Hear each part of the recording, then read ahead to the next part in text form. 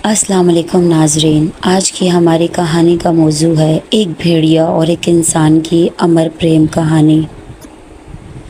कहानी शुरू करने से पहले आप सबसे गुजारिश है, अगर आप हमारे चैनल पर नए हैं तो हमारे चैनल को ज़रूर सब्सक्राइब कीजिए ताकि हमारी हर नई आने वाली वीडियोज़ आपको सबसे पहले मिलें। अंधेरी काली रात में जंगल के सुनसान रोड पर एक कार में प्रियंका और उसका ड्राइवर जा रहे होते हैं। प्रियंका एकदम डर के आंखें खोलती है। पसीने से लथपथ प्रियंका को देखकर ड्राइवर पूछता है, क्या हुआ बीबी जी? डर के प्रियंका कहती है, फिर वही सपना, और कहती है, कुछ नहीं, बस एक पुराना रोग है जो ठीक होने का नाम ही नहीं लेता। टाइम गुजर रहा था। सफ़र में रात हो गई तो रास्ते में कार एक पुराने बंगले के सामने रुक जाती है। तो ड्राइवर कहता है, बीबी जी रुकें, मैं देखता हूँ कार को क्या हो गया। और परेशान होकर कहता है कि अब मैं इस जंगल में पानी कहाँ से ढूंढूं। ड्राइवर खौफनाक तरीके से कहता है, बीबी जी इस वक्त आप जिस बंगले को घूर रही हैं सामने से एक भूत आपको घूर रहा है। प्रियंका परेशान हो जाती है और ड्राइवर हंसने लगता है कि बीबी जी आप डर गई, वैसे गांव वाले इसको भूत बंगला कहते हैं। आप यहीं रुकें, मैं पानी का इंतज़ाम करके आता हूँ। कहकर वो चला जाता है। बंगले में ना जाने ऐसा क्या था कि प्रियंका कार से उतरकर बिना किसी खौफ के बंगले के अंदर जाने लगती है। और अंदर जाकर वो क्या देखती है कि उसकी तस्वीर की पेंटिंग दीवार पर लगी है। वो हैरान होकर उसको हाथ लगाती है तो दूर कहीं से बंद ताबूत में से देविका की आवाज़ आती है और ताबूत खुल जाता है। ताबूत में से कुछ धुआं बाहर आता है और बहुत सारे चमगादड़ में बदल जाता है। प्रियंका डर जाती है और अचानक से ड्राइवर भी आ जाता है। कहता है, लगता है आपके आने से यहाँ के सारे पिशाच जाग गए हैं। वो डर के कहती है, डमरू ये कौन सी जगह है? तो वो कहता है, भूत बंगला। लोग कहते हैं जो यहाँ आता है उसके जीवन का अंत हो जाता है। प्रियंका डर जाती है और कहती है, चलो यहाँ से, और कार की तरफ चली जाती है। डमरू बंगले की तरफ देख के हंसता है और कहता है कि मेरे तो यहाँ आने से एक नए जीवन की शुरुआत होगी, एक नए करोड़पति जीवन की शुरुआत होगी। 2 दिन, सिर्फ 2 दिन। और बंगले की तरफ देखकर कहता है, मैं डरने वाला नहीं हूँ, तेरे सारे राज जानता हूँ मैं। और हंसने लगता है और कार की तरफ जाता है और दोनों वहाँ से चले जाते हैं। और डमरू गाड़ी में खुद से मुखातिब होकर कहता है कि मैं समझ गया कि मुझे क्या करना है। इतने में प्रियंका चौंक कर कहती है कि डमरू आप कुछ कह रहे हैं क्या? बात को बदलने के लिए डमरू कहता है कि प्रियंका जी उस भूत बंगले को देखकर क्या आप डर गई थी? प्रियंका कहती है, डर तो गई थी, लेकिन बस एक पल के लिए। अब मुझे इन रास्तों से गुजरते हुए बिल्कुल भी डर नहीं लगता, बल्कि ऐसा लगता है कि मेरे भयानक सपनों की पहेली यहाँ सुलझने वाली है। डमरू मन ही मन में मुस्कुराने लगता है और डमरू प्रियंका को घर लेकर पहुँच जाता है। वहाँ एक आदमी और उसकी फैमिली प्रियंका का इंतज़ार कर रहे होते हैं और उसका वेलकम करते हैं। वो घर को और घर वालों को हैरानगी से देख रही होती है कि एक औरत आती है और पूछती है कि आपको आने में कोई तकलीफ़ तो नहीं हुई? प्रियंका बहुत प्यार से कहती है, सारी तकलीफ़ें इस खूबसूरत से घर को देखकर दूर हो गई माँ जी। माँ जी कहती है, आप तो पिछले हफ्ते आने वाली थी, तो देर क्यों लगा दी? प्रियंका कहती है कि मेरे अनाथ आश्रम की पार्टी थी, वहाँ सबका शुक्रिया अदा किए बगैर मैं कैसे आ सकती थी, जिन्होंने मुझे पढ़ा लिखा के इस काबिल किया कि मैं दुनिया का सामना कर पाऊँ। सामने से एक कपल तैयार होकर आ रहा होता है तो माँ जी कहती है कि ये मेरी छोटी बहू और बेटा हैं। प्रियंका वहाँ ऋतिक नाम के बच्चे की टीचर की हैसियत से आई थी। बड़ी बहू बहुत अच्छी थी और छोटी बहू ने आते ही उससे शिकायतें शुरू कर दी कि मैं भी अच्छे शहर से हूँ और पूरे 3 महीने के बाद पार्टी में जा रही हूँ, और जिसको आप पढ़ाने आई हो वो बहुत शरारती है, पढ़ने में कम और टीचर्स को डरा के भगाने में ज़्यादा माहिर है। बड़ा बेटा और बहू मायूसी से उनकी बातें सुनते रहे। माँ इनकी बातों को नज़रअंदाज करते हुए कहती है कि बेटा पार्टी से जल्दी आ जाना। बहू जले खटे अंदाज में कहती है कि हम पास में ही जा रहे हैं, शहर में नहीं, और मैं हूँ अपने शौहर का ख्याल रखने के लिए। और दोनों पार्टी के लिए रवाना हो जाते हैं और प्रियंका यकीन दिलाती है कि वो ऋतिक का अच्छे से ख्याल रखेगी और उसे अच्छे से पढ़ाएगी। रात के आधे पहर डमरू अपने साथ 2 आदमियों को लिए बंगले के बाहर पहुंच जाता है। अचानक डमरू पे एक लाल लहर सी उठती है। उसके साथी कहते हैं कि आज तुम पे कौन सा भूत सवार है, हम तो 2 दिन के बाद बंगला लूटने आने वाले थे ना, तो आज क्यों लेकर आए हो। वो बंगले के नक्शे को देखकर कहता है कि मैंने ही नक्शा ढूंढा तो प्लान भी मैं ही बताऊंगा। 2 दिन बाद की बजाय प्लान आज ही आजमाएंगे और मुझे पूरा यकीन है कि आज ही हम इस भूत बंगले के ख़जाने के मालिक बनेंगे। तीनों अंदर दाखिल होते हैं तो खुद ब खुद मोमबत्तियाँ जलने लगती हैं। आगे वाला पीछे वाले से पूछता है कि ये रोशनी तुमने की है क्या? तो वो कहता है नहीं। तो एक चोर कहता है कहीं ऐसा तो नहीं कि हमसे पहले इस भूत बंगले में कोई और आ गया हो। ये कहते हुए डमरू कहता है कि तहखाने का दरवाज़ा उस तरफ है। 2 चोर एक चोर को दरवाजे पे छोड़ के अंदर चले जाते हैं। दोनों टॉर्च की रोशनी से तहखाने की तरफ बढ़ने लगते हैं। तहखाने के दरवाजे पे लगी 2 जंजीरों को तोड़कर दोनों अंदर दाखिल हो जाते हैं।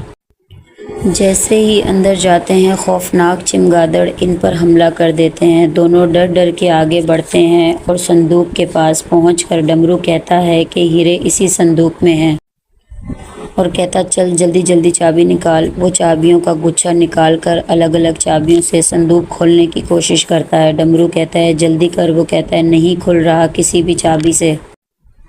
डमरू कहता है तू हट मैं खोलता हूँ। उसको हटा के कुल्हाड़ी से संदूक के ऊपर की जंजीर तोड़ देता है और दोनों खुश हो जाते हैं। डमरू धक्का मारता है। उसका दूसरा चोर साथी उसको हटा के खुद धक्का मारता है। वो जैसे ही अंदर झांक कर देखता है एक खौफनाक चीज़ उसको संदूक के अंदर खींच लेती है। डमरू बहुत ज़्यादा खौफज़दा हो जाता है और चंपक कहकर पुकारने लगता है। वो संदूक की तरफ कान लगाकर सुनने लगता है। अंदर से आवाज़ आती है जैसे कोई दर्दनाक तरीके से किसी इंसान को खा रहा हो।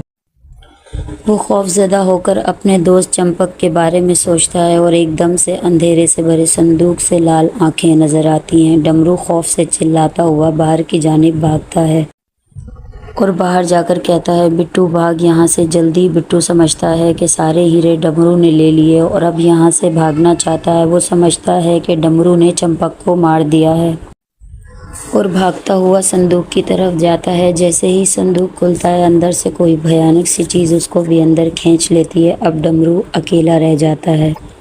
वो खौफनाक साया अब उसकी जानिब बढ़ता है। वो उसके आगे हाथ जोड़ता है कि मुझे मत मारो, छोड़ दो मुझे, और वहीं बेहोश हो जाता है। दूसरी तरफ घर की बड़ी बहू प्रियंका को उसका कमरा दिखाने लेकर आती है और कहती है कि ये कमरा काफ़ी टाइम से बंद पड़ा है लेकिन अब से ये कमरा तुम्हारा है। तो प्रियंका कहती है वैसे एक बंद हवेली मैंने रास्ते में देखी आते हुए और लोग कहते हैं जो भी उस हवेली में जाता है उसके जीवन का अंत हो जाता है। भाभी ने जवाब दिया, कहते हैं कि वहाँ एक रूह भटक रही है जो किसी के आने का इंतज़ार कर रही है। प्रियंका बेहतर होगा कि इस बारे में हम आगे कभी जिक्र ना करें। तो प्रियंका कहती है जी ठीक है भाभी। भाभी सुबह के नाश्ते का टाइम बताते हुए कहती है कि सुबह सारा परिवार होगा और आपकी ऋतिक से भी मुलाकात हो जाएगी। सुबह 9 बजे क्लास का वक्त होगा। शाम का वक्त आपका अपना है। आप कुछ भी करना चाहें, जहां भी जाना चाहें आप जा सकती हैं। अचानक से खिड़की से किसी चीज़ के गुर्राने की आवाज़ आती है। प्रियंका पूछती है ये डरावनी आवाज़ कैसी है? भाभी कहती है हमारी हवेली जंगल के बीचों बीच है। रात को सारे जंगली जानवर एक जगह इकट्ठे हो जाते हैं और डरने की कोई बात नहीं, तुम्हें भी आदत हो जाएगी। प्रियंका मायूसी से कहती है कि वैसे भी ऐसी भयानक आवाज़ों के साथ सोने की आदत है मुझे बचपन से ही। भाभी कहती है मैं समझी नहीं। प्रियंका ने कहा मेरा मतलब है कि बचपन से ही मुझे डरावने सपने हैरान और परेशान करते आए हैं और इन जानवरों की आवाज़ के साथ साथ आपको मेरी चीखों की भी आदत डालनी पड़ेगी। ये सुनकर भाभी वहाँ से चली जाती है और प्रियंका खुद से बात करने लगती है जब तक जंगली जानवर मुझे नहीं डराते तो मुझे डरने की क्या ज़रूरत है। और फ्रेश होने के लिए जैसे ही वॉशरूम का दरवाज़ा खोलती है उसके सामने एक भेड़िया आ जाता है और वो डर जाती है। उसी वक्त बच्चा अपने मुंह से भेड़िया का मांस हटा देता है और वो बच्चा और कोई नहीं ऋतिक होता है और अपनी टीचर से कहता है मैं तुम्हें यहाँ नहीं रहने दूंगा। वो प्यार से उसको समझाती है कि ऋतिक तुम मुझे अपना टीचर नहीं दोस्त समझो और दोस्ती के लिए आगे हाथ बढ़ाकर कहती है क्या आप मुझसे दोस्ती करेंगे। लेकिन ऋतिक हाथ मिलाने की बजाय धमकी देता है कि मैं तुम्हें बार बार डराऊंगा, बच के रहना कहकर वहाँ से चला जाता है। घर की छोटी बहू जो कि पार्टीज की बहुत शौकीन होती है अपने शौहर के साथ पार्टी में दोस्तों के साथ मसरूफ़ होती है और उनमें से एक दोस्त खिड़की में खड़ी मुसलसल बाहर देख रही होती है और उसको ऐसा लगता है जैसे जंगल में दूर कहीं से कोई खड़ा उसे देख रहा है। तेरा पति तो वहाँ खड़ा है। वो हैरानी से बाहर ही देख रही होती है और कहती है कि बाहर कोई है। निम्मी उसके पास जाकर बाहर देखती है, कहाँ है, कोई नहीं है वहाँ पे। प्रीतो कहती है मेरा यकीन करो, मैं यकीन से कह सकती हूँ कि वहाँ कोई था। निम्मी हाथ में शराब का गिलास लिए हंसते हुए उसे कहती है ये जंगल, ये सन्नाटा और सन्नाटे को चीरती हुई भयानक आवाज़ें मन में एक अजीब सा डर पैदा करती हैं। कभी कभी मुझे भी ऐसा लगता है कि कोई भूत अंकल मुझे बुला रहा है और मजाक उड़ाकर हंसने लगती है। पति के पास आते ही कहती है कि इसीलिए मैं इनको हमेशा से कहती हूँ कि इस जंगल को छोड़कर शहर में बस जाते हैं जहाँ सिर्फ तुम और मैं और कोई जंगली जानवर नहीं। पति कान में कहता है निम्मो अब यहाँ शुरू मत हो जाना। निम्मो शराब के नशे में कहती है प्यार करते हो ना मुझसे, खुराना हाउस की कैद से आज़ाद करवाओगे ना, नहीं तो मैं अभी बाहर जाकर भूत अंकल से कहूँगी कि मुझे कहीं दूर ले जाए। पति हैरानी से कहता है क्या भूत अंकल, ये कौन सी बला है। निम्मो मुंह बनाकर हंसती हुई बाहर जंगल की तरफ चली जाती है। उसका पति भी उसके पीछे जाता है। तीन दोस्त बाहर खड़े उनको देख रहे होते हैं कि अचानक से कोई साया एक दोस्त को खींच कर ले जाता है और ज़ोर ज़ोर से गुर्राने की आवाज़ आती है। बाकी दोस्त डर के मारे चीखने लगते हैं और घबरा कर कहते हैं कौन है वहाँ, कहते हुए घर के अंदर भाग जाते हैं। दूसरी तरफ निम्मो का पति उसको आवाज़ें लगाता हुआ जंगल की तरफ जा रहा होता है और निम्मो मुंह से भेड़िया की आवाज़ निकालकर उससे मजाक करती हुई आगे जाती रहती है। पति के लाख आवाज़ लगाने पर भी वो नहीं रुकती। पति घबराते हुए कहता है निम्मो प्लीज़ प्लीज़ मजाक बंद करो, चलो आ जाओ घर चलते हैं। पर निम्मो का कोई जवाब नहीं आता। वो घबरा जाता है निम्मो प्लीज़ आ जाओ, मुझे लगता है कि यहाँ पे कोई भयानक जानवर है आसपास में। यहाँ ऋतिक प्रियंका को डराने के लिए उसके ऊपर खिलौने का शेर फेंक देता है। वो डर के नींद से जाग जाती है। ऋतिक घर से बाहर जंगल में भाग जाता है। प्रियंका उसके पीछे जंगल की तरफ जाती है। वहाँ पार्टी के बाकी बचे हुए दोस्त खिड़की के पास बैठे हुए लड़ रहे होते हैं कि मैंने पहले ही कहा था बाहर कोई है, मेरी बात किसी ने नहीं मानी। कि अचानक खिड़की से वो बला एक और लड़की को ले जाती है। लड़का डर डर के खिड़की के बाहर देख रहा होता है। वो भी बस बला का शिकार हो जाता है। बाकी की बची दो दोस्तों में से एक कहती है मेरी गाड़ी पास में ही पार्क है, चलो भागो, शायद हम वहाँ बच जाएं। जैसे ही वो दोनों बाहर निकलती हैं एक को वो बला खींच लेती है और दूसरी खौफ से वहीं खड़ी रहती है। उसके सामने ही एक इंसान से भी बड़ा भेड़िया उसकी आंखों के सामने उसकी दोस्त का खून पी रहा होता है और वो वहीं तड़प तड़प के मर जाती है। वो भागती हुई जंगल में निम्मो को देख के कहती है मुझे बचा लो प्लीज़। इतने में वो भेड़िया उसको भी खींच कर ले जाता है। निम्मो उसको देखकर खौफ से जंगल की तरफ भागती है और एक दरख्त के पीछे छुप जाती है। ये सब देखकर निम्मो का पति वहीं बेहोश हो जाता है।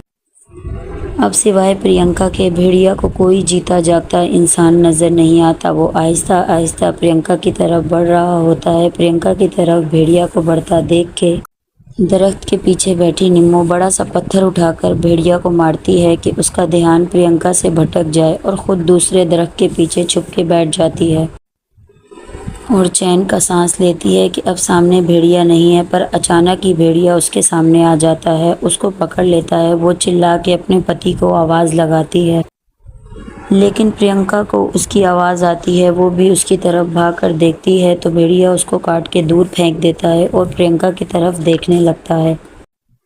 जैसे ही प्रियंका निम्मो की तरफ भागती है उसको उठाने के लिए, निम्मो दी क्या हुआ है आपको? और जैसे ही ऊपर उसकी नज़र उस भेड़िया पे पड़ती है वो बहुत खौफजदा हो जाती है।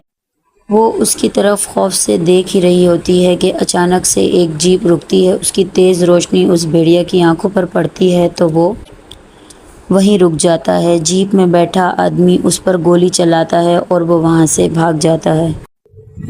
पुलिस वाला और प्रियंका दोनों उसको हैरत से देख रहे होते हैं कि देखते ही देखते वो आंख से ओझल हो जाता है। पुलिस वाला उसके पीछे भागता है और प्रियंका ऋतिक को ढूंढने लग जाती है। निम्मो का पति निम्मो को ढूंढता हुआ प्रियंका के पास आता है तो प्रियंका उसको कहती है कि निम्मो ज़ख्मी है, आप उसको देखो, मैं ऋतिक को ढूंढने जा रही हूँ। निम्मो ज़ख्मी हालत में वहाँ से चली जाती है और भेड़िया जंगल में गुर्राता हुआ प्रियंका के पीछे होता है कि अचानक प्रियंका पीछे देखती है तो वो ऋतिक होता है। उसको डरा के हंसने लगता है। प्रियंका कहती है, ऋतिक यहाँ से चलो, यहाँ जंगल में एक खौफनाक खूंखार भेड़िया घूम रहा है, उसने निम्मो चाची को भी ज़ख्मी कर दिया है। ऋतिक कहता है, झूठ मत बोलो, इस जंगल में सिर्फ एक भेड़िया है और वो मैं हूँ। लेकिन प्रियंका ऋतिक को लेकर वहाँ से चली जाती है और वो पुलिस वाला अर्जुन भेड़िया को ढूंढते ढूंढते वहाँ से प्रियंका के पास चला जाता है और राजीव भी निम्मो को लेकर प्रियंका के पास आता है। अब सब एक ही जगह पे जमा हो जाते हैं। अर्जुन कहता है कि शुक्र है आप सब लोग ठीक हैं, चलें मैं आप लोगों को घर छोड़ देता हूँ। राजीव पूछता है, लेकिन आप कौन हैं? तो वो बताता है, पुलिस ऑफिसर अर्जुन मेहरा हूँ, आ जाएं, मैं आप लोगों को घर छोड़ देता हूँ। अर्जुन सबको घर पे छोड़ने आता है और ऋतिक के पापा को जंगल के वाक़े के बारे में बताता है तो वो यकीन नहीं करता और कहता है कि ऐसा कुछ नहीं होता और आप कह रहे हैं कि यहाँ भेड़िया है। अर्जुन कहता है, मानता तो मैं भी नहीं, लेकिन मैंने उसको अपनी आंखों से देखा है। कहता है, खैर मैं चलता हूँ, और प्रियंका को बाय कहता है और सबको कहता है कि सब खिड़कियाँ दरवाजे बंद रखिएगा। अर्जुन डॉक्टर के पास आता है उन लाशों को देखने जो कि जंगल में मौजूद थी। डॉक्टर कहता है कि ये किसी मामूली जानवर का शिकार नहीं हुए, जबड़ों के निशान से किसी भेड़िया के काटने के निशान है। अर्जुन ने बताया कि आते हुए मेरा सामना भी एक भेड़िया से हुआ, लेकिन जंगल का फ़ायदा उठाकर वो मेरे हाथों से बच निकला। डॉक्टर बताता है कि ये कोई अजीब आदमखोर है जो सिर्फ इंसानों का खून पीता है। अर्जुन कहता है कि मुझे इस राज का पता लगाना होगा, वरना ये तो गांव के सारे मासूम लोगों को मार देगा। दूसरी तरफ भेड़िया उसी बंगले के बाहर गुर्राता हुआ पहुंच जाता है जो प्रियंका रास्ते में आते हुए देखती है।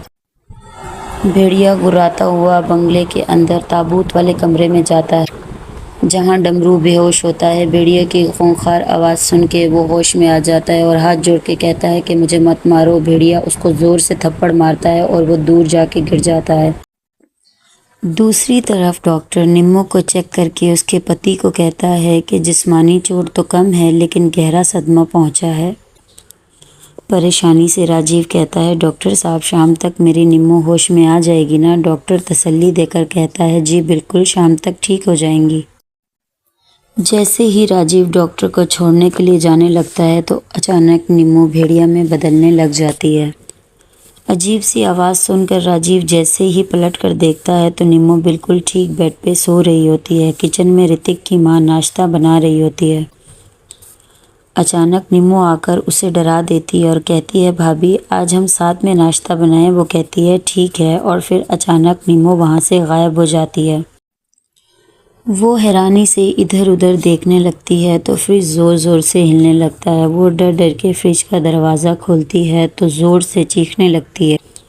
निम्मो फ्रिज में बैठ के जंगलियों की तरह कच्चा गोश्त खा रही होती है। वो डर कर फ्रिज बंद कर देती है और दरवाजे से दूर हट के कांपने लगती है। थोड़ी सी खामोशी के बाद वो आहिस्ता आहिस्ता दोबारा फ्रिज की तरफ जाती है और दरवाज़ा खोलती है तो वो क्या देखती है कि फ़्रिज में कुछ भी नहीं है। जैसे फ़्रिज में सब्जियां और सामान पड़ा होता है, सब कुछ वैसे ही मौजूद होता है और वो वहाँ से डर के भागने लगती है। जैसे ही वो भागती है रास्ते में जाकर प्रियंका से टकराती है।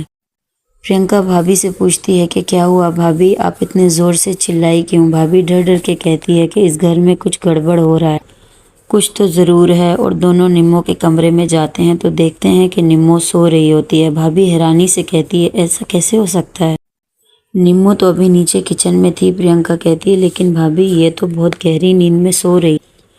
भाभी डर डर के कहने लगती है तो फिर नीचे किचन में कौन थी और दोनों दरवाज़ा बंद करके वहाँ से जाने लगती हैं। उसके जाते ही निमो बेड के नीचे से गोश्त का टुकड़ा निकालकर जंगलियों की तरह खाने लगती है। सुबह प्रियंका ऋतिक को पढ़ा रही होती है कि ऋतिक, क्लास ख़त्म होने में अभी 10 मिनट बाकी हैं, इसलिए अपनी पढ़ाई पर ध्यान दो। वो गुमसुम एक ही जगह पर टिकटिकी नज़रों से देख रहा होता है। प्रियंका पूछती है कि क्या है वहाँ, तो ऋतिक कहता है कि क्या आप सच में देखना चाहती हो, तो वो हाँ कहती है। ऋतिक एक भयानक भेड़िया के मांस से टीचर को डरा देता है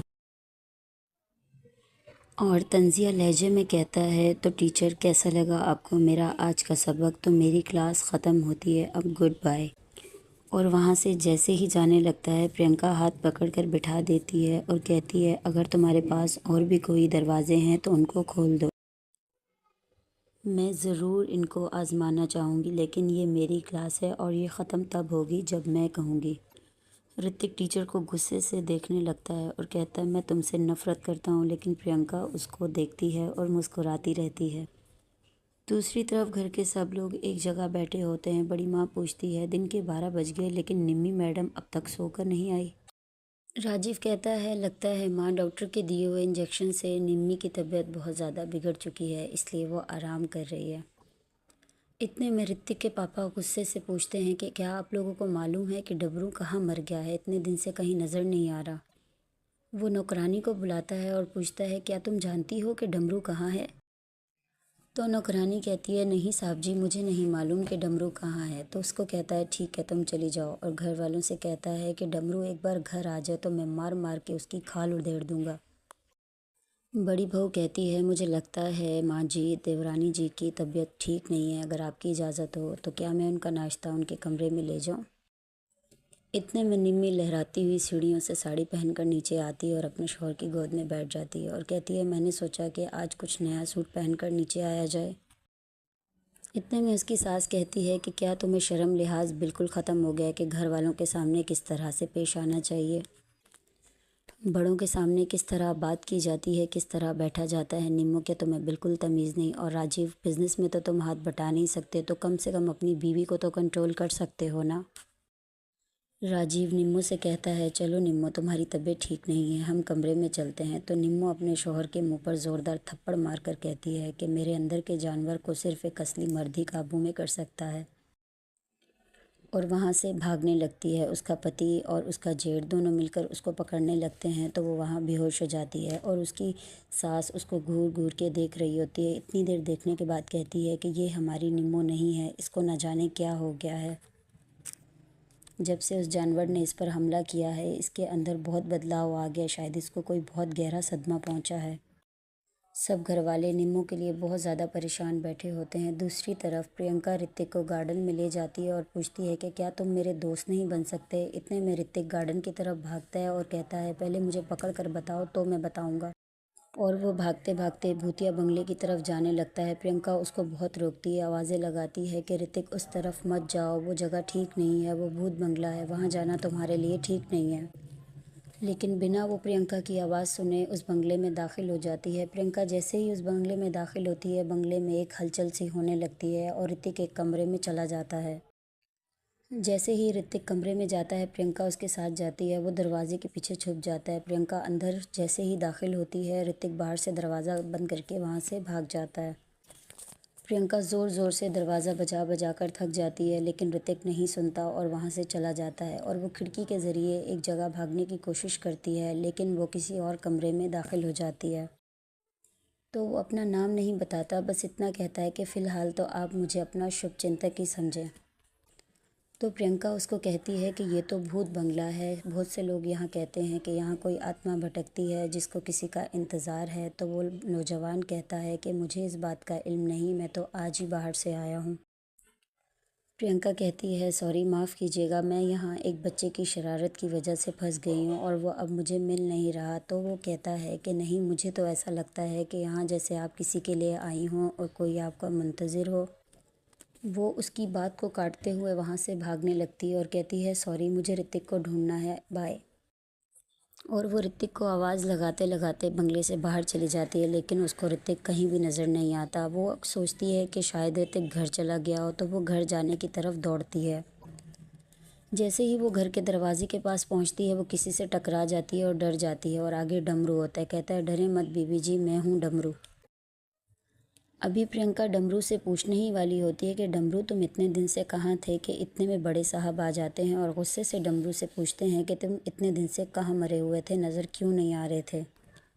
तो डमरू कहता है, कहीं नहीं साहब जी, मैं काम पे था और अस्तबल में दारू पी के सो गया था तो मुझे याद ही नहीं रहा कि घर पर आना है।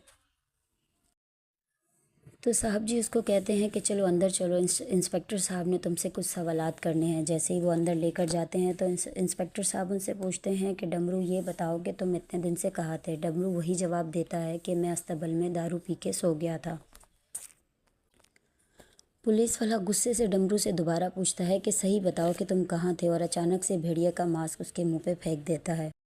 प्रियंका कहती है, sorry to interrupt you inspector साहब, लेकिन ये मास्क तो मेरे शागिर्द का है, उसने पहले दिन इस मास्क के साथ मेरा वेलकम किया था। अगर आप ये सोच रहे हैं कि डमरू ने ये मास्क पहनकर सब लोगों को मारा है तो ऐसा बिल्कुल भी नहीं हो सकता। डमरू में इतनी हिम्मत नहीं जितनी हिम्मत उस भेड़िया में थी।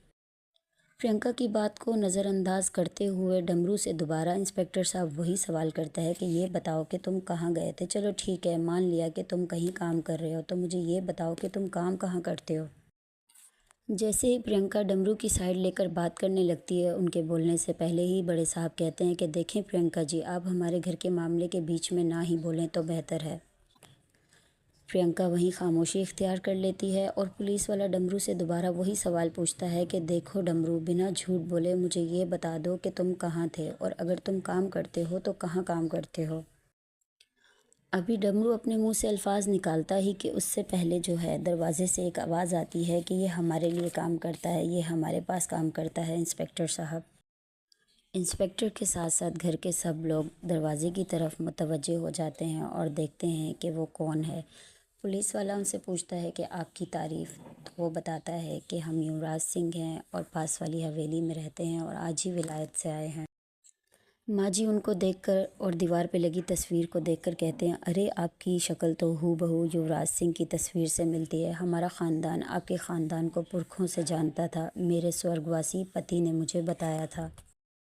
युवराज मुस्कुराकर पूछता है कि अगर डमरू हमारे यहाँ काम करे तो आपको कोई एतराज़ तो नहीं। बड़ा साहब कहता है, नहीं बिल्कुल भी नहीं, अगर आपको मुसीबत को गले लगाने का इतना ही शौक़ है तो मुझे क्या एतराज़ हो सकता है। और पुलिस वाले को कहता है कि अगर आपकी इजाज़त हो तो क्या मैं डमरू को अपने साथ ले जा सकता हूँ। पुलिस वाला कहता है, जी ज़रूर ले जाइए। युवराज प्रियंका की तरफ देखकर मुस्कुराकर कहता है कि इंस्पेक्टर साहब, क्या उस लुटेरे का कुछ पता चला। तो इंस्पेक्टर कहता है, नहीं फ़िलहाल तो नहीं, लेकिन वो कोई आम लुटेरा नहीं, वो एक खूंखार भेड़िया है। वो पहले तो मेरे हाथ से बच निकला मगर अब दोबारा मेरे हाथ से बच नहीं सकता।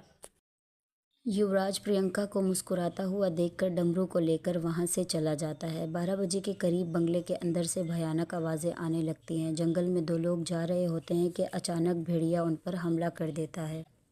लेकिन डमरू दूर दूर से खड़ा ये मंजर देख रहा होता है, लेकिन वो चाहकर भी कुछ नहीं कर पाता।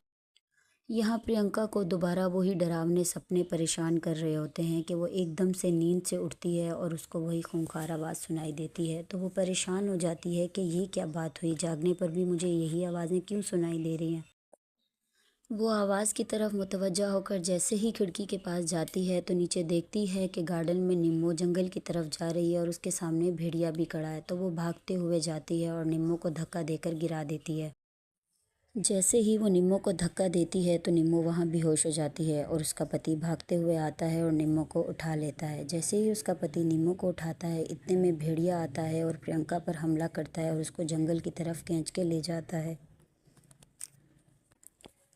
भेड़िया उसे जंगल की तरफ ले तो जाता है, लेकिन जैसे ही उस पर हमला करता है, हमला करते वक्त फ़ौरन से वो वहीं रुक जाता है।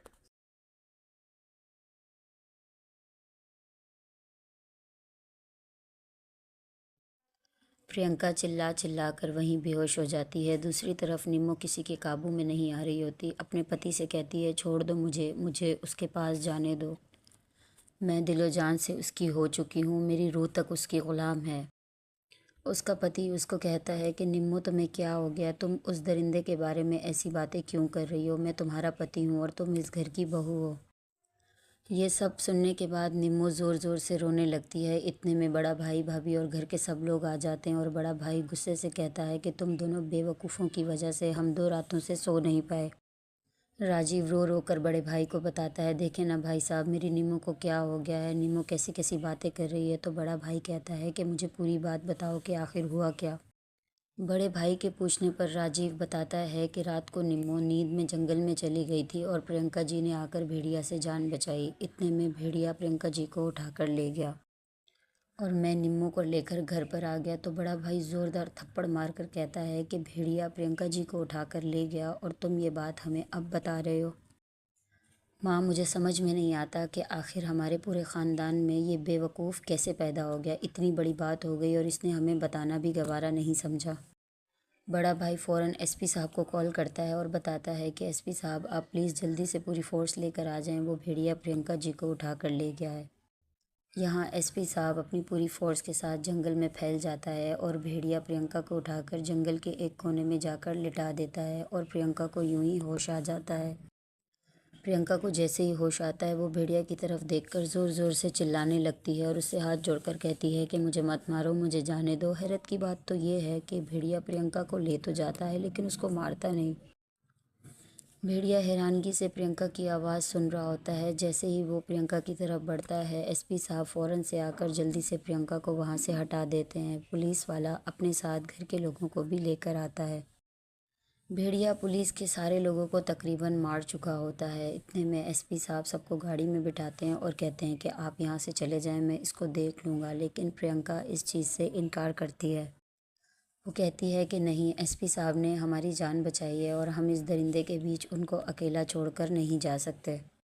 प्रियंका जल्दी से गाड़ी से उतरकर एसपी साहब और भेड़िया के दरमियान में आके खड़ी हो जाती है और हैरत की बात तो ये है कि भेड़िया वहाँ से चुपचाप चला जाता है बिना किसी की जान लिए और प्रियंका वहीं खौफ से बेहोश हो जाती है। जैसे ही वो बेहोश होती है, पुलिस वाले साहब उनको बहुत ही प्यार से निहारना शुरू कर देते हैं कि जैसे उनको प्रियंका से मोहब्बत होने लगी है। एसपी साहब प्रियंका और सब घर वालों को वापस घर ले आते हैं और कहते हैं कि इनको आराम की सख्त ज़रूरत है और वहाँ से वो चले जाते हैं। माँ जी प्रियंका को उसके कमरे में आराम के लिए ले आती है। दूसरी तरफ निम्मो का पति डॉक्टर को निम्मो के चेकअप के लिए लेकर आते हैं। जैसे ही डॉक्टर निम्मो की दिल की धड़कन चेक करते हैं तो उसकी दिल की धड़कन बहुत ज़्यादा तेज़ होती है और वो उनके पति से कहते हैं कि इनकी धड़कन तो 2 गुना ज़्यादा चल रही है। मुझे समझ में नहीं आ रहा कि ये ज़िंदा कैसे हैं। फ़िलहाल मैं इनको इंजेक्शन दे रहा हूँ, ये आराम करें, लेकिन आपको जल्द ही इनको एडमिट करवाना पड़ेगा। जैसे ही निम्मो डॉक्टर की बात सुनती है तो चिल्लाकर कहती है कि नहीं, मैं कहीं नहीं जाऊंगी और उसका खून पीना शुरू कर देती है और डॉक्टर वहीं मर जाता है। राजीव हैरत से निम्मो को देख रहा होता है लेकिन फिर भी पति होने का फ़र्ज़ निभाता है। वो अपनी बीवी का साथ देता है और लाश को छुपा देता है। माँ जी जैसे ही दरवाजे पर आती हैं तो वो उनसे झूठ कहता है कि डॉक्टर साहब चले गए और निम्मो अपने बिस्तर पर सो रही है, आराम कर रही है। माँ जी अपनी तसल्ली के लिए सिर्फ निम्मो को देखती है, वो सो रही होती है और माँ जी वहाँ से चली जाती हैं। उनके जाते ही राजीव जल्दी से दरवाज़ा बंद कर देता है और लाश को बेड के पीछे छुपा देता है और निम्मो से कहता है कि तुम आराम करो। दूसरी तरफ एसपी साहब लाशों की मौत के बारे में तहकीक कर रहे होते हैं कि अचानक उनकी नज़र एक दरख्त की तरफ पड़ती है और वहाँ दरख्त के पीछे एक औरत छुप छुप कर उन सब की बातें सुन रही होती है। एसपी साहब उस औरत के पास जाते हैं और गुस्से से कहते हैं कि तुम कौन हो और इस तरह छुप छुप कर हमारी बातें क्यों सुन रही हो। तो वो कहती है कि क्या तुम्हें मेरी तलाश थी? इन आंखों में सवाल तो बहुत हैं लेकिन जवाब एक भी नहीं। तो एक पुलिस वाला गुस्से से कहता है कि फ़ुजूल की बातें मत करो, ये बताओ कि क्या तुम्हें इन हादसात के बारे में पता है, क्या तुम इनके बारे में कुछ जानती हो? तो वो कहती है हाँ शायद, क्या मैं इन लाशों को करीब से देख सकती हूँ? लाशों को देखने के बाद कहती है कि इस लड़की की जान जिसने भी ली है वो तो बरसों पहले अपनी जान गंवा बैठा है। वैसी आत्मा मौत की सीमा पे खड़ी अपनी अधूरी ख्वाहिश को पूरा करने के लिए आई है।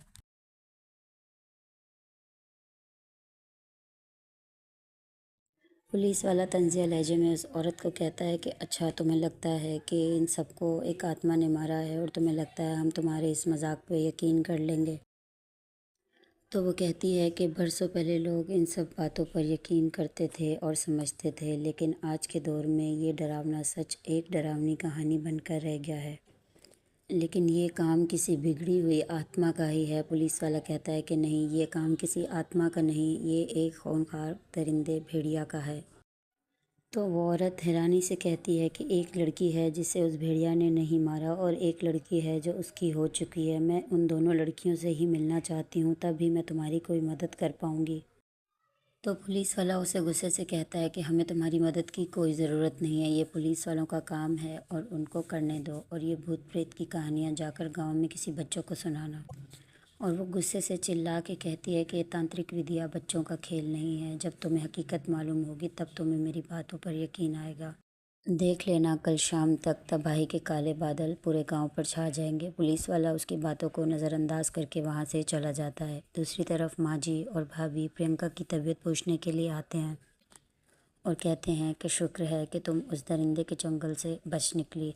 तो प्रियंका कहती है, यही बात तो मुझे परेशान कर रही है कि आखिर उस दरिंदे ने मुझ पर हमला क्यों नहीं किया। माँ जी कहती हैं, देखो बेटी, इतने भयानक हादसे के बाद अगर तुम यहाँ से जाना चाहो तो तुम जा सकती हो। हमें दुख ज़रूर होगा, लेकिन हम नहीं चाहते कि तुम्हें यहाँ कोई तकलीफ़ हो। तो प्रियंका कहती है कि भेड़िया से ख़तरा तो मेरे साथ साथ आप सबको भी है, तो मैं यहाँ से कैसे चली जाऊँ। तो माँ जी कहती हैं, देखो बेटा, हम तो यहाँ से जा नहीं सकते, लेकिन तुम्हें यहाँ से जाना चाहिए। लेकिन प्रियंका कहती है कि बहुत अरसे बाद मुझे इतनी प्यारी फैमिली मिली है, मैं ऐसी फैमिली को छोड़कर कैसे जा सकती हूँ। और वैसे भी ऋतिक की देखभाल अब मेरी भी जिम्मेदारी है, और मेरे यहाँ रुकने की एक और वजह भी है, मेरे भयानक सपनों का जवाब।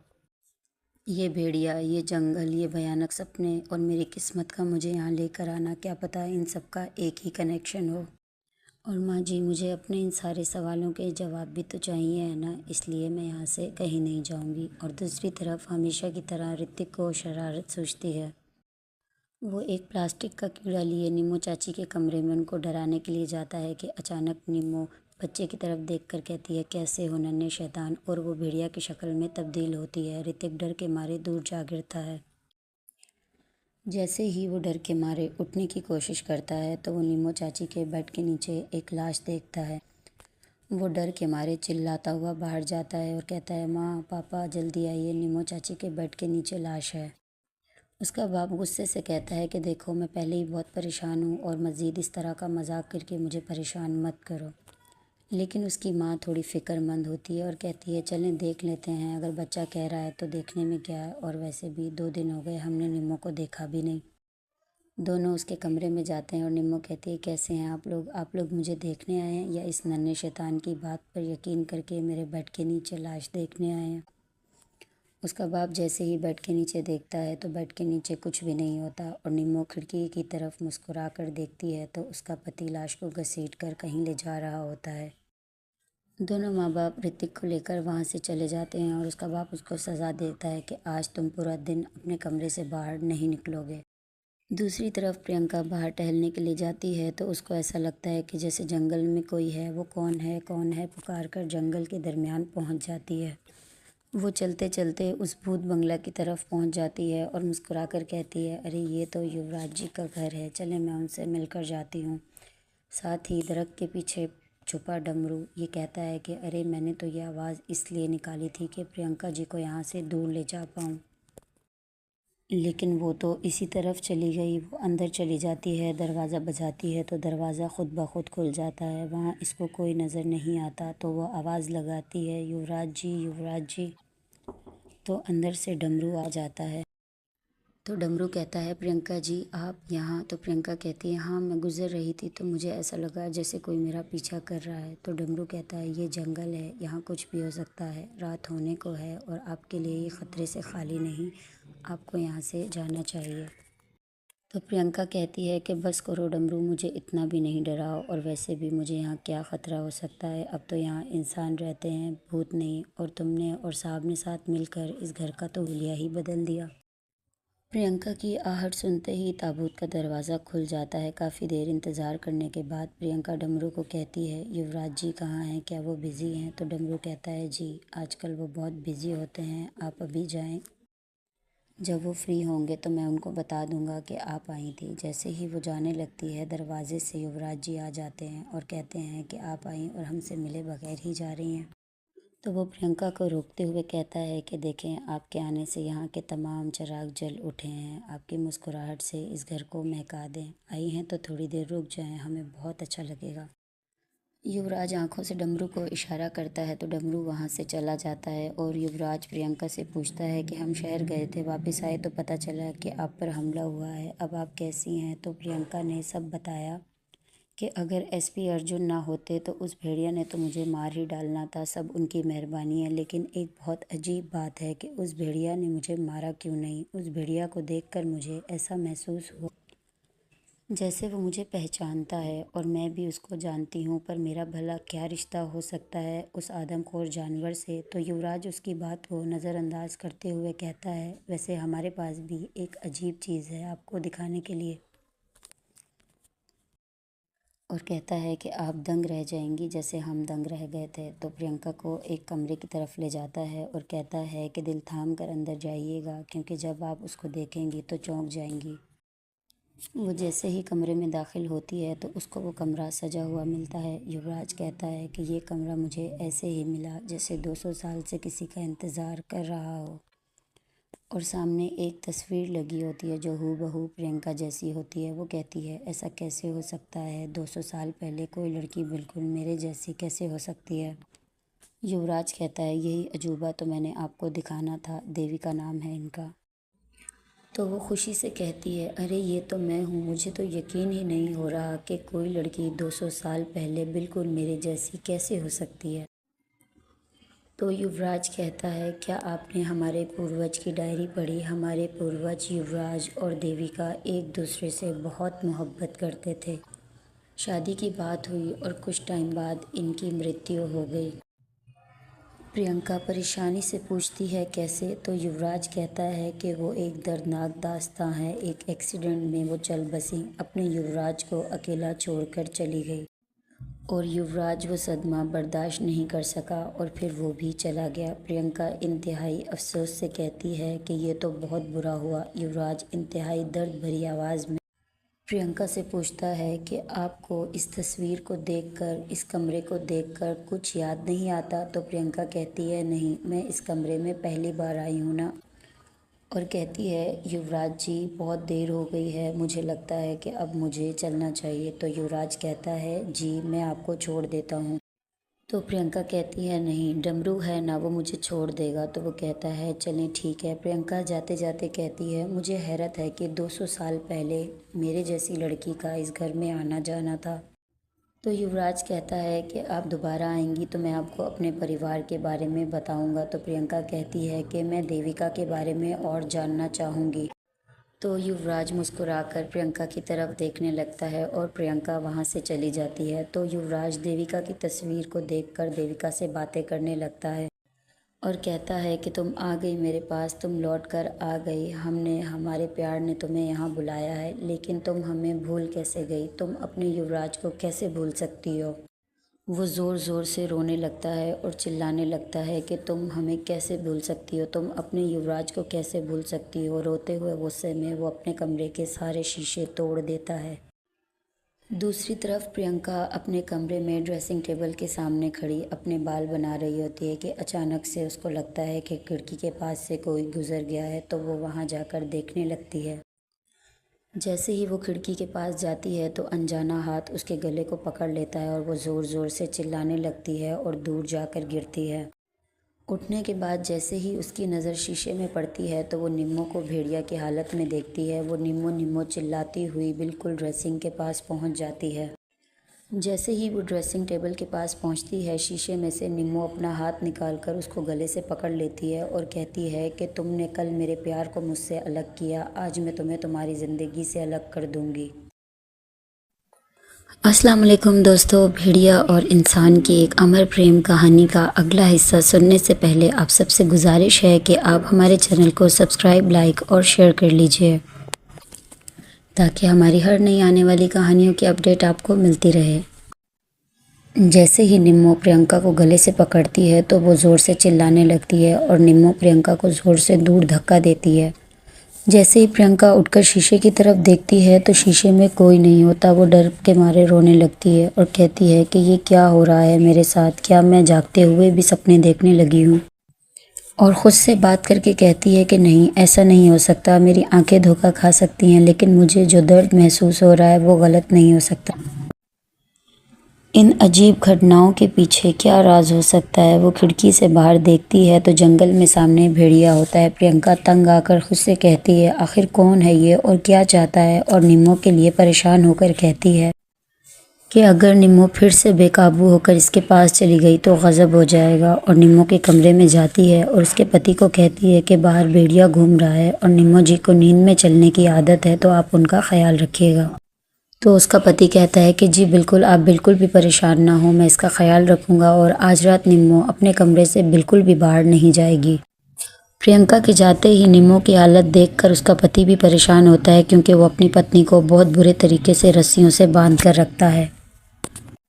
सुबह प्रियंका नाश्ते पे सब घर वालों के साथ बैठकर बात कर रही होती है और कहती है कि आखिर कुछ ना कुछ गलत तो ज़रूर है भाभी, आपने भी तो निम्मो को दोनों अलग जगहों पर देखा था ना। तो निम्मो का पति उसकी बात काटते हुए कहता है कि नहीं, ऐसी कोई बात नहीं है, लगता है आपकी तबीयत ख़राब है इसलिए आपको वहम हो रहा है। ये सुनकर ऋतिक फ़ौरन खुश होकर कहता है कि अच्छा, टीचर बीमार हैं तो इसका मतलब आज मेरी छुट्टी है। तो प्रियंका कहती है बिल्कुल भी नहीं, हमारी क्लास ठीक 9 बजे शुरू होगी और आज की हमारी क्लास स्टडी की नहीं बल्कि नेचर स्टडी की होगी। क्या आप मुझे इस इलाके के फूल और पौधों से मिलवाएंगे। तो ऋतिक खुश होकर कहता है कि जी बिल्कुल टीचर, मैं आपको मिलवाऊंगा, और फटाफट पिकनिक की बास्केट तैयार करने के लिए भाग जाता है। अगले ही पल डमरू वहां आता है तो बड़ा साहब उसको देखकर तंजिया अंदाज में कहता है कि अरे वाह, देखो तो सही ज़रा कौन आया है, क्या हुआ डमरू, हमारे पड़ोसी ने क्या तुम्हें घर से बाहर फेंक दिया। तो डमरू बिना किसी बात का जवाब दिए कार्ड निकालकर प्रियंका जी के हाथ में दे देता है और कहता है कि युवराज जी ने शाम को आपको दावत पर बुलाया है। प्रियंका जैसे ही सबकी तरफ देखती है तो कहती है डमरू जी, आप युवराज जी से कह दीजिएगा कि मैं नहीं आ पाऊंगी। तो भाभी फ़ौरन से कहती है नहीं प्रियंका, तुम नए लोगों से मिलोगी तो तुम्हारी तबीयत में भी बेहतरी आएगी और तुम्हें माहौल अच्छा लगेगा, और वैसे भी हमने कह दिया है कि 9 बजे के बाद का वक्त तुम्हारा है, तुम अपने ट्यूशन के बाद के टाइम से कहीं भी जा सकती हो। तो डमरू, आप युवराज जी से कह दो कि प्रियंका जी शाम को दावत पर ज़रूर आएंगी।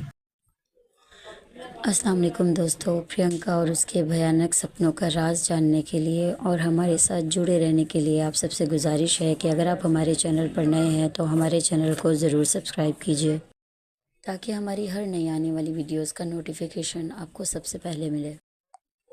और प्रियंका खुश होकर डमरू से कहती है कि हम ज़रूर आएंगे। इतने में ऋतिक भागता हुआ आता है और कहता है कि मैं तैयार हूँ टीचर, और दोनों गार्डन की तरफ चले जाते हैं। ऋतिक वहाँ से दूर भागने लगता है। प्रियंका उसके पीछे भागती है तो उसको रास्ते में वही औरत नज़र आती है जो पुलिस वाले को जंगल में मिली थी। वो प्रियंका को बहुत ही बुरे तरीके से घूर रही होती है कि प्रियंका उसको नज़रअंदाज करके जैसे ही जाने लगती है तो वो औरत कहती है कि तुम्हारे सपने बहुत जल्द पूरे होने वाले हैं। लेकिन भयानक सपनों का सच उनसे कई गुना ज़्यादा भयानक होता है। वो उसकी बात को नज़रअंदाज किए ऋतिक को अपने साथ लेकर वहाँ से चली जाती है।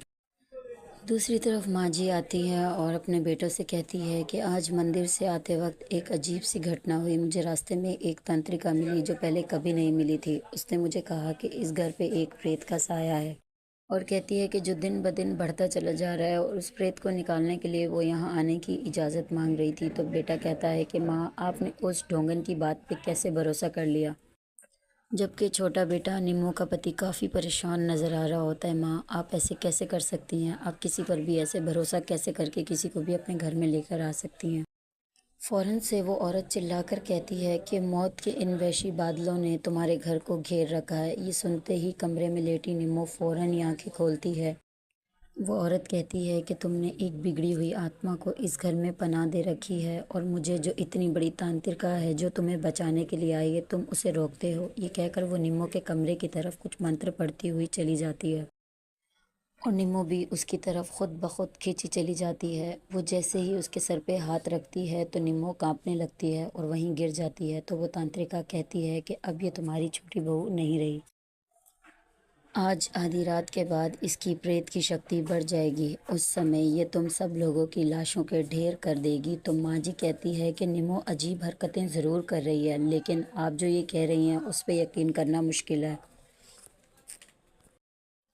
तो वो तांत्रिका कहती है कि निमो पर जिस भेड़िया ने हमला किया था वो एक मामूली जानवर नहीं था, वो एक खौफनाक मुर्दा है जो बरसों के बाद फिर से उजागर हुआ है, जो दिन के समय एक आम इंसान की तरह दिखता है, लेकिन आधी रात होते ही एक खूंखार भेड़िया बन जाता है और अपने शिकार की तलाश में निकल पड़ता है। घर का बड़ा बेटा हंसते हुए कहता है, ओह, दिन में एक आम इंसान और रात में भेड़िया बन जाता है। आप ठीक तो है ना? आप होश में तो हैं कि आपने भांग पी रखी है? आप कैसी बातें कर रही हैं? तो वो गुस्से से कहती है कि मेरा मजाक उड़ाकर तुम सब खुद को क्यों मौत के घाट उतारना चाहते हो? बड़ा बेटा गुस्से से कहता है कि आप यहाँ से चली जाओ। मेरी गोली आज तक किसी औरत पर नहीं चली, लेकिन आज आप पर चल जाएगी। तो वो गुस्से से कहती है कि मूर्ख, तुम्हारी गोली मुझ पर तो चल जाएगी लेकिन इस जिंदा लाश पर नहीं चलेगी। और गुस्से से कहती है कि मैं जा रही हूँ और जब तक तू पैर छू कर मुझसे माफ़ी नहीं मांगेगा मैं इस घर में दोबारा कदम नहीं रखूंगी। तो वो कहता है कि वो दिन कभी नहीं आएगा। तो वो हंसने लगती है और वो कहती है कि वो रात तो ज़रूर आएगी। और आज ही आधी रात होते ही निम्मो तुम सब की लाशों के ढेर पर से गुजर कर उस खूंखार भेड़िया की तलाश में निकलेगी। और ये कहकर वो हंसते हुए जाते हुए कहती है कि जिंदा बचे तो फिर मिलेंगे, और गुस्से से वहाँ से चली जाती है। प्रियंका ऋतिक के साथ गार्डन में बैठी बातें कर रही होती है कि अचानक से डमरू आ जाता है और कहता है कि प्रियंका जी, सूरज ढलने वाला है और युवराज जी आपका इंतज़ार कर रहे हैं। ऋतिक की चिंता ना करें, मैं इनको घर ले जाऊंगा, आप हवेली चली जाएं।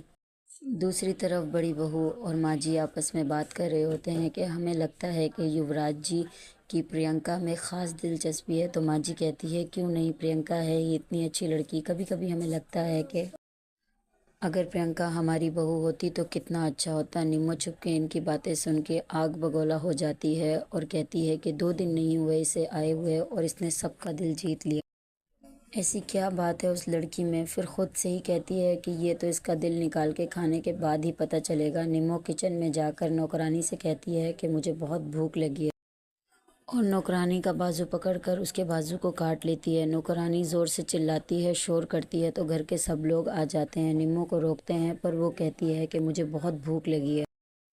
निम्मो का पति आकर कहता है, मेरी प्यारी निम्मो, इसको छोड़ दो, मैं तुम्हारे लिए बाज़ार से मांस गोश्त सब ले आऊँगा, बस इसको छोड़ दो। और कहता है कि चलो यहाँ से। जैसे ही उसकी बाजू पकड़कर उसको उठाने लगता है तो उसकी बाजू निकल कर नीचे गिर जाती है। वो अपनी कटी हुई बाजू उठाकर वापस लगा देती है और अपने ही पति पर अटैक कर देती है। माँ जी ये सब देखकर वहीं बेहोश हो जाती है। बड़ी भाभी डंडा उठाकर निम्मो के सर पर मारती है, लेकिन निम्मो का उस पर कोई असर नहीं होता और भाभी को कहती है कि ज़्यादा तंग किया तो उसको छोड़कर मैं सबसे पहले तुम्हें खा जाऊंगी। जब प्रियंका युवराज से मिलने महल जाती है तो डमरू ऋतिक को घर छोड़ने जाता है और वो बाहर से ही उसको घर छोड़कर आ जाता है। जैसे ही ऋतिक घर में दाखिल होता है, निम्मो उस पर हमला कर देती है। प्रियंका युवराज से मिलने के लिए जब महल में जाती है तो युवराज उसको अपनी और देविका की कहानी सुनाता है, लेकिन प्रियंका को ये मालूम नहीं होता कि वो जो कहानी सुना रहा है वो अपने बारे में सुना रहा है। तो वो उसे बताता है कि देविका और युवराज पिछले जन्म में एक दूसरे से बहुत ज़्यादा प्यार करते थे, लेकिन एक अलका नाम की लड़की थी जो कि युवराज से प्यार करती थी, लेकिन युवराज तो देविका से प्यार करता था, इसलिए वो उसकी बातों में नहीं आता था। शादी से 1 से 2 दिन पहले ही वो उस पर काला जादू करने की कोशिश करती है कि युवराज देविका को छोड़कर अलका से प्यार करने लगे, लेकिन ये सब होते हुए युवराज देख लेता है। जैसे ही युवराज ये सब कुछ देखता है, अलका को ज़ोर से धक्का मारता है और अलका ये सदमा बर्दाश्त नहीं कर सकती और वो जहर की बोतल निकालकर जहर पी लेती है और मरती हुई आखिरी सांसों के साथ युवराज को एक श्राप दे देती है, जिस श्राप को देविका बर्दाश्त नहीं कर सकती और वो ये सब कुछ जानने के बाद एक पहाड़ी से छलांग लगाकर अपनी जान दे देती है। दूसरी तरफ जब डमरू को ये एहसास होता है कि शायद ऋतिक उसको दोबारा बुलाने की कोशिश कर रहा था, तो वो दोबारा घर जाता है और निम्मो की हालत देखकर जल्द से जल्द पुलिस ऑफिसर को कॉल करता है और उनको सब बात बताता है कि आप जल्दी से घर आ जाएं। पुलिस ऑफिसर विक्रम फ़ौरन वहाँ पर पहुँचता है और उन सबको काबू करने की कोशिश करता है, लेकिन निम्मो किसी के हाथ नहीं आती और वो जंगल में निकल जाती है अपने उस भेड़िया की तलाश में। और जब डमरू को एहसास होता है कि प्रियंका जी तो इस वक्त महल में मौजूद है और 12 बजने वाले हैं, तो वो फ़ौरन महल में जाता है और उनसे कहता है कि रात बहुत हो गई है, आप घर चले जाइए, निम्मो ने सब पर हमला कर दिया है, आइए मैं आपको छोड़ देता हूँ। और वो प्रियंका को वहाँ से लेकर चला जाता है। 12 बजते ही युवराज को अपने अंदर अजीब सी कैफियत महसूस होना शुरू हो जाती है। 12 बजते ही युवराज एक इंसान से भेड़िया में तब्दील होना शुरू हो जाता है और वो अपने आपे से बाहर होकर भेड़िया बनते ही जंगल में अपने शिकार की तलाश में निकल पड़ता है। पुलिस ऑफिसर विक्रम अभी निम्मो के बारे में ही सोच रहा होता है कि इसके साथ क्या किया जाए। इतने में उसको जंगल से भेड़िया की आवाज़ आती है और वो वहाँ से निकल पड़ता है। जब वो भेड़िया का पीछा करता है, पीछा करते करते वो ये देखता है कि भेड़िया युवराज जी की हवेली में दाखिल हो रहा है, तो वो चोरी से उसके पीछे पीछे जाता है और पीछा करते करते वो युवराज जी के पीछे पीछे उनके कमरे तक पहुंच जाता है। लेकिन जैसे ही वो कमरे में दाखिल होता है तो वहाँ भेड़िया नहीं युवराज होता है और वो अपने बिस्तर में लेटा होता है कि मेरी तबीयत बहुत ख़राब है। तो वो ये कहते हैं कि एक बार आप प्लीज़ मेरे साथ बाहर चलिए, यहाँ पे भेड़िया ने किसी पर हमला किया है और मैंने उनको आपकी हवेली में आते हुए देखा है। पुलिस ऑफिसर के बहुत ज़्यादा कहने पर युवराज वहाँ से खड़ा होकर बाहर आने लगता है, तो अचानक से पुलिस वाले की नज़र उसके पाँव पर पड़ती है, क्योंकि युवराज अपने आप को पूरे तरीके से इंसान में तब्दील कर चुका होता है, लेकिन उसके पाँव अभी भी भेड़िया वाले होते हैं। जब पुलिस वाला ये सब देखता है तो वो वहीं दंग रह जाता है, लेकिन वो युवराज से इस बात का जिक्र नहीं करता और अपनी जान बचाकर वहाँ से निकल जाता है। जैसे ही वो यहाँ से निकलता है वो सीधा प्रियंका के घर जाता है और वहाँ पे निम्मो का कोई अता पता नहीं होता। घर में सब लोग सहमे होते हैं और वो सबको बताता है कि भेड़िया कोई और नहीं युवराज है, लेकिन कोई भी उसकी इस बात पर यकीन नहीं करता। और वो रात के 12 बजे से पहले 10 मिनट पहले युवराज के घर में पूरे परिवार को लेकर पहुँच जाता है कि यही भेड़िया है, अब आप लोग वेट करें, यहीं पे 12 बजने तक का इंतज़ार करें। सब लोग 12 बजे के मुंतज़िर होते हैं कि क्या युवराज भेड़िया में तब्दील होता है। जैसे ही 12 बजते हैं सब लोग उसको घूर घूर कर देख रहे होते हैं, लेकिन युवराज वैसे ही इंसान का इंसान होता है, वो भेड़िया में तब्दील नहीं होता। तो सब लोग विक्रम को बहुत ज़्यादा बातें सुनाते हैं, डांटते हैं कि तुम कैसे युवराज जी के बारे में झूठ बोल सकते हो। ख़ास तौर पर प्रियंका से ये चीज़ बर्दाश्त नहीं होती और वो सबको डांट कर वहाँ से लेकर चली जाती है। जैसे ही वो यहाँ से जाते हैं युवराज की तबीयत बहुत ज़्यादा ख़राब हो जाती है। डमरू उसको लेकर जाता है, उसके कमरे में लिटाता है। तो वो पूछता है कि साहब जी मुझे एक बात बताइए कि 12 बजते ही आप भेड़िया में तब्दील क्यों नहीं हुए। तो युवराज बताता है कि मुझे एक तांत्रिका मिली थी जिन्होंने मुझे कहा कि वो मुझे इस श्राप से आज़ाद कर सकती हैं। वो मुझे एक दवाई दे रही हैं और उस दवाई को मैंने 30 दिन तक पीना है। वो दवाई पीने के बाद मुझ पर से ये श्राप हट जाएगा और मैंने उस दवाई को रोज़ लेना शुरू कर दिया है। इसलिए अब मैं अपने आप पर काबू पा सकता हूँ कि जानबूझकर मैं भेड़िया बनना चाहूँ तो बन सकता हूँ, लेकिन पहले जिस तरह ठीक 12 बजते ही मुझ पर काबू नहीं होता था और मैं फ़ौरन भेड़िया बन जाता था, अब मैं उस चीज़ को थोड़ा सा कंट्रोल कर सकता हूँ। डमरू ये बात सुनकर बहुत खुश होता है और वो पूछता है कि साहब जी अगर आप बुरा ना माने तो क्या मैं पूछ सकता हूँ कि प्रियंका जी आपको इतनी अच्छी क्यों लगती हैं। तो युवराज जो है डमरू को बताता है कि प्रियंका मेरे पिछले जन्म की मोहब्बत है। ये जो श्राप मुझे मिला है सिर्फ इसलिए मिला है कि अलका मुझसे मोहब्बत करती थी और उसने मरते हुए मुझे ये श्राप दिया था कि मैं दिन में एक इंसान की तरह रहूं और रात में भेड़िया में तब्दील हो जाऊं। और मैं इस श्राप से आज़ाद होकर प्रियंका को पिछले जन्म का सब कुछ याद दिलाना चाहता हूँ कि वही मेरी देविका है, ताकि हम दोनों एक इंसान की ज़िंदगी खुशी से बसर कर सकें। दूसरी तरफ प्रियंका से पुलिस ऑफिसर भी बहुत प्यार करता है और अब वो जान चुका है कि युवराज एक भेड़िया है और वो बिल्कुल भी नहीं चाहता प्रियंका उसकी मोहब्बत में पागल हो। अब युवराज बिल्कुल ये समझ रहा होता है कि वो तांत्रिका जो दवाई उसको दे रही है वो उससे बिल्कुल ठीक हो जाएगा, जबकि ऐसा नहीं होता। तांत्रिका उसको ये समझकर दवाई दे रही होती है कि जैसे ही वो ये दवाई पिएगा उस पर से ये श्राप उतरेगा, उसकी सारी शक्तियाँ उस तांत्रिका को मिल जाएंगी और वो और ज़्यादा ताकतवर बन जाएगी।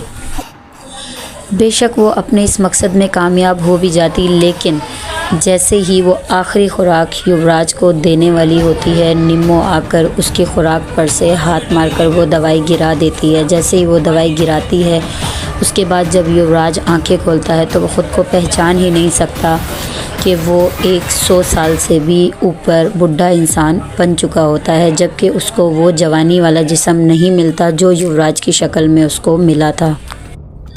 जैसे ही प्रियंका ये सब कुछ होते हुए अपनी आंखों से देखती है तो उसको सब कुछ याद आने लग जाता है कि युवराज ही पिछले जन्म में मुझसे प्यार करता था और मैं ही देविका थी, और यही मेरे खौफनाक सपनों का जवाब है कि अब मेरा दूसरा जन्म है और मैं प्रियंका हूँ, और अब भी मुझे अपने युवराज से ही मोहब्बत है।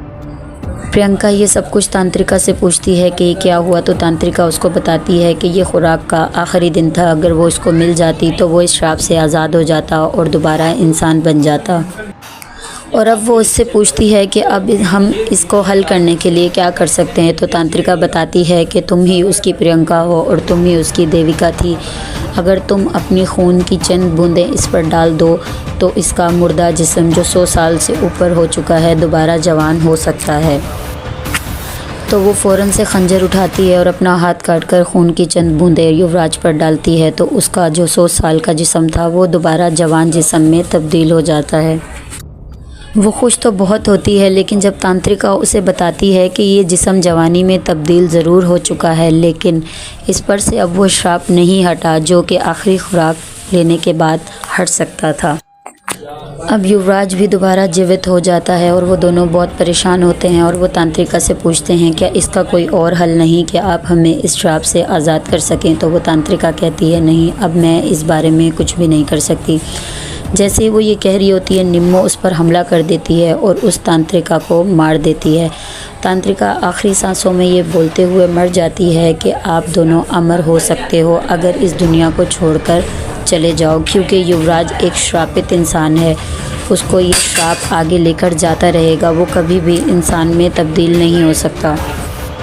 भेड़िया कभी भी गोली से नहीं मरते, वो अगर मरते हैं तो सिर्फ चांदी की गोली से। तो विक्रम जैसे ही युवराज पर चांदी की गोली चलाता है वो वहीं मुर्दा हो जाता है, और प्रियंका ये चीज़ बर्दाश्त नहीं कर सकती, वो खंजर उठा के अपने आप को मार देती है। विक्रम उसको रोकने की बहुत कोशिश करता है। विक्रम प्रियंका को बचाने की बहुत कोशिश करता है, लेकिन प्रियंका युवराज की पिछले जन्म में भी थी और इस जन्म में भी वो युवराज की ही होना चाहती थी, लेकिन प्रियंका अपने आप को मार देती है। दोनों के जिस्म से रूह निकलकर आसमान में परवाज़ हो जाती है और वो दोनों अमर हो जाते हैं। इसलिए कहा जाता है कि ये कहानी भेड़िया और इंसान की एक अमर प्रेम कहानी है।